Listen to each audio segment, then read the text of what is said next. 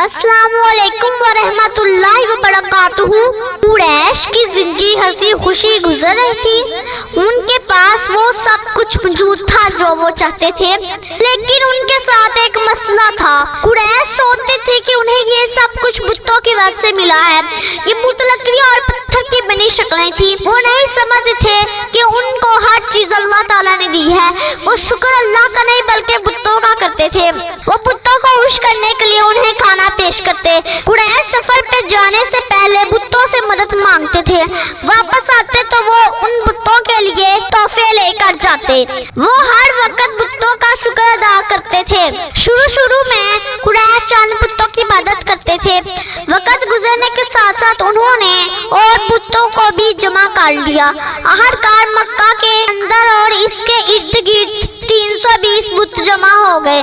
مکہ کے باقی لوگ بھی قریش کی طرح تھے۔ وہ قریش کی نقل کرتے، ان کی طرح وہ بھی بتوں کی عبادت کرتے اور ان سے مدد مانگتے۔ ہر خاندان کے پاس ایک مختلف بت تھا۔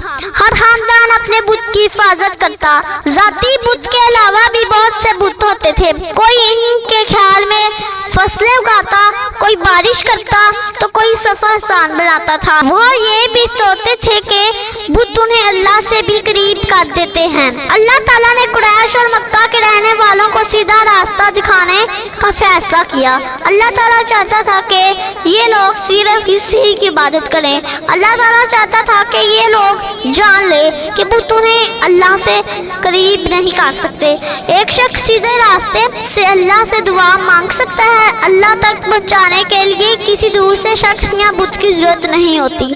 اللهم صل على محمد